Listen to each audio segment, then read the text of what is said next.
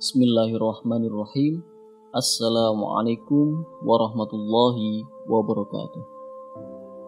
Alhamdulillahilladzi an'amana bini'matil iman wal islam. Wa nusalli wa nusallim ala khairil anam sayyidina Muhammadin wa ala alihi wa ashabihi ajma'in. Amma ba'd.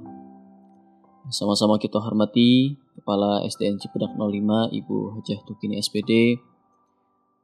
Yang sama-sama kita hormati Bapak dan Ibu Guru SDN Cipedak 05 beserta karyawan serta anak-anakku, siswa dan siswi SDN Cipedak 05 yang Bapak cintai. Alhamdulillah, tsumma alhamdulillah.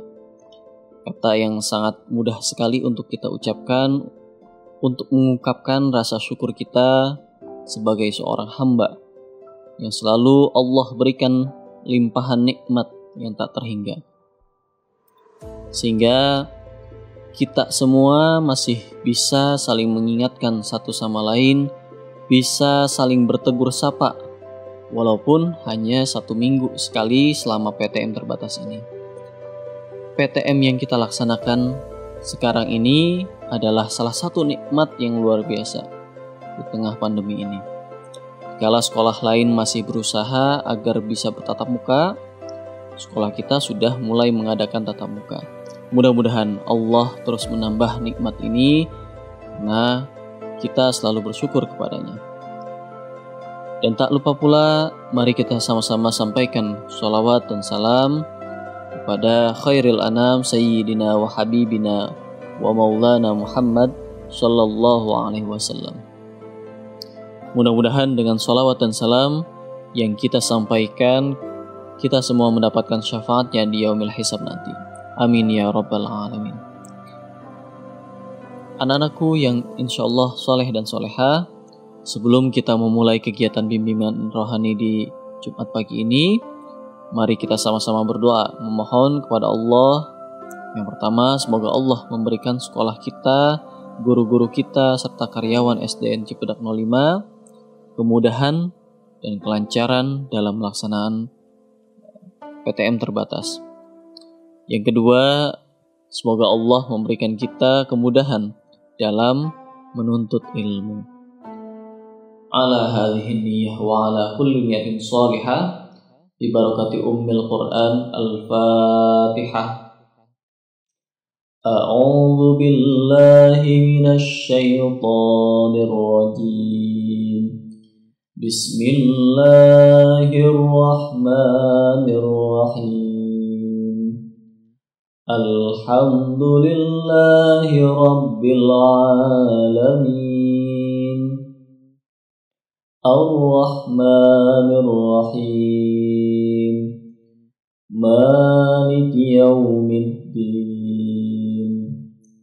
Iyyaka na'budu wa iyyaka nasta'in. Ihdinas siratal mustaqim.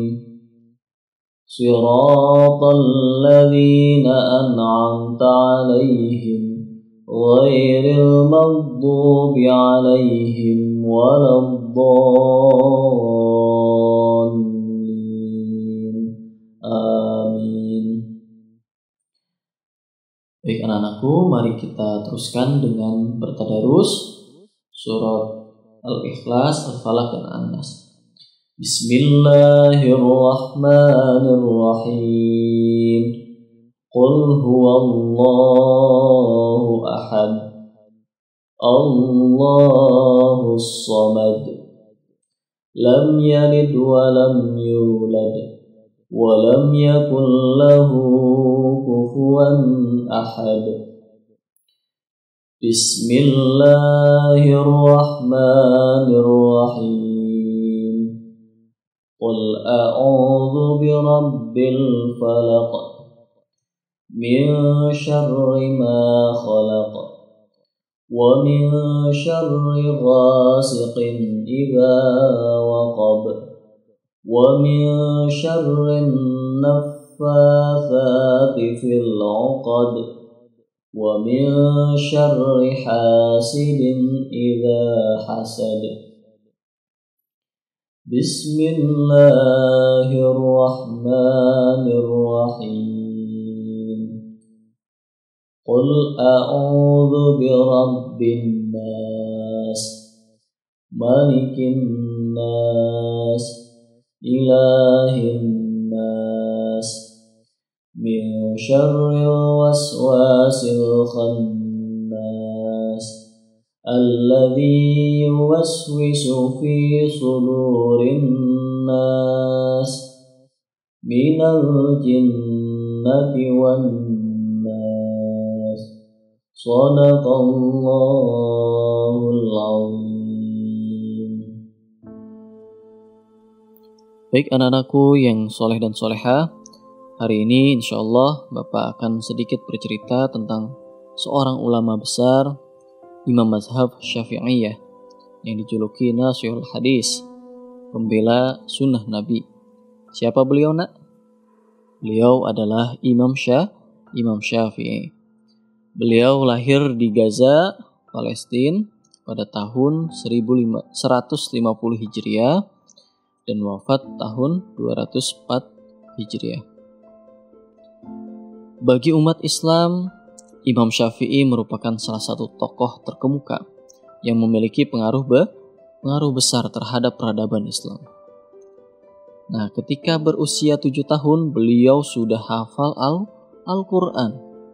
Bahkan tidak hanya sekedar hafal saja, namun beliau juga menguasai ilmu tafsirnya, ulumul Quran, dan segala macam ilmu yang terkandung di dalam Al-Quran.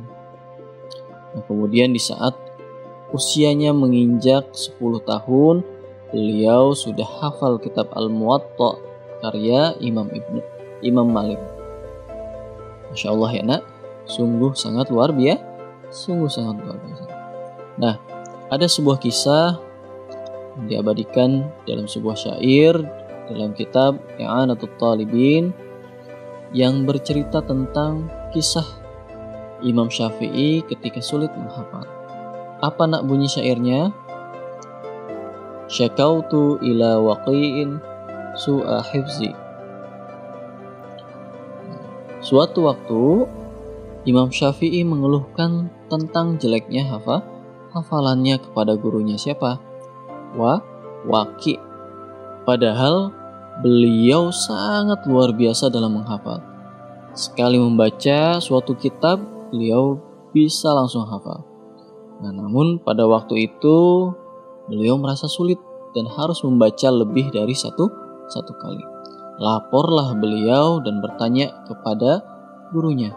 Lalu apa tanggapan sang guru, nak? Fa'arsyadani ila tarkil ma'asi.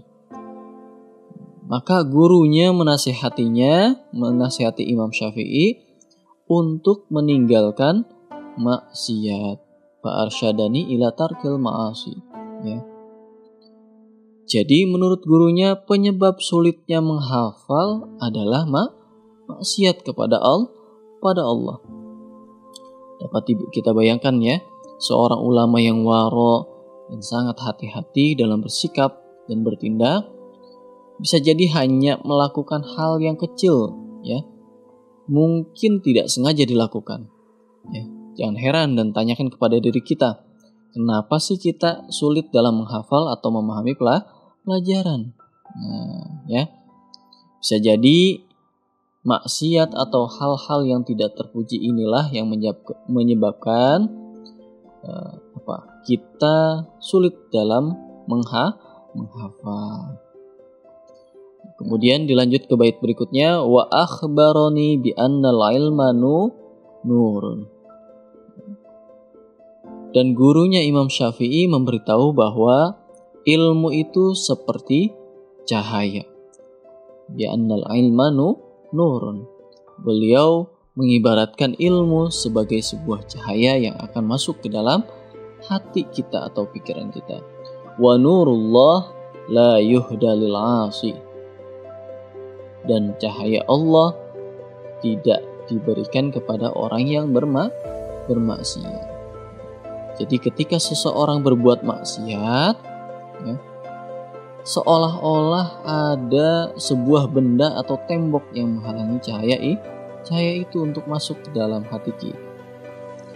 Jadi sehebat apapun kita, serajin apapun kita dalam menghafal dan menuntut ilmu, jika masih mengerjakan hal-hal yang tidak terpuji atau bermaksiat, maka Allah tidak akan memberikan cahaya. Bisa jadi mungkin hafalannya cepat, tapi cepat lupa. Ya. Maka dari itu anak-anakku, ya, selagi umur anak-anakku masih belia, ya masih muda, mari membiasakan diri kita untuk senantiasa mengerjakan apa yang Allah perintahkan dan menjauhi apa yang Allah larang.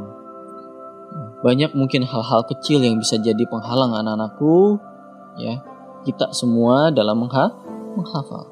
Seperti misalnya tidak menghormati orang tua, berbohong, ya, tidak mengerjakan sholat, berkata kasar kepada teman atau orang yang lebih tua. Bermalas-malasan dalam belajar pun termasuk maksiat, ya, termasuk ghaflah, ya, perbuatan yang tidak terpuji.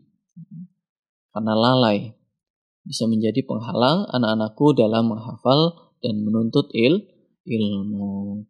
Ya, mudah-mudahan sedikit kisah tadi bisa menjadi motivasi dan bahan evaluasi bagi kita semua dalam menuntut ilmu, ya, agar kelak akan muncul the next Imam Syafi'i, ya, generasi yang hafal Al-Quran, ya, generasi yang bisa membawa perubahan yang baik bagi peradaban Islam.